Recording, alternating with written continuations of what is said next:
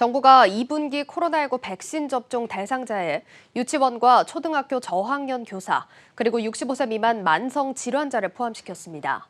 연초에 계획했던 것보다 250만 명 더 접종하겠다는 겁니다. 하지만 정작 준비된 백신 물량은 턱없이 부족해 차질이 예상되고 있습니다. 문영민 기자입니다. 정부가 오는 4월부터 시작되는 2분기 코로나 백신 접종 대상자를 대폭 확대했습니다. 학교 종사자부터 65세 미만 만성 질환자까지 포함되며 대상자는 1,150만 명으로 늘었습니다. 2분기에는 요양시설 입소자와 종사자를 포함한 65세 이상 896만 명, 학교와 돌봄 공간 종사자 55만 명, 그리고 65세 미만 만성 질환자 10만여 명 등 모두 1,150만 명이 넘습니다. 지난 1월 정부가 계획한 2분기 접종 대상자 900만 명보다 훨씬 늘어난 수치입니다. 문제가 되는 건 2분기 백신 접종 물량이 빠듯하다는 겁니다.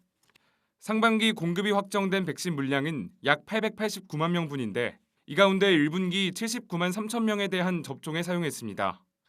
이로써 남는 백신은 약 810만 명분으로 2분기 접종 대상자 1,150만 명에 한참을 못 미칩니다. 이에 따라 2분기에 최소 340만 명분의 백신이 더 들어와야만 정부의 목표를 달성할 수 있습니다.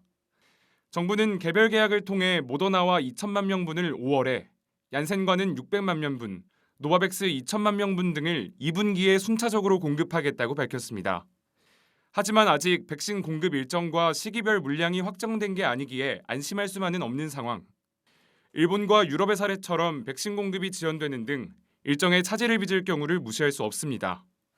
이러한 접종 지연을 방지하기 위해 정부는 아스트라제네카 백신 1차 접종 이후 2차 접종 물량을 비축하는 게 아니라 접종 간 기간의 간격을 늘려 2차 접종분을 다른 사람 접종에 활용한다는 계획입니다.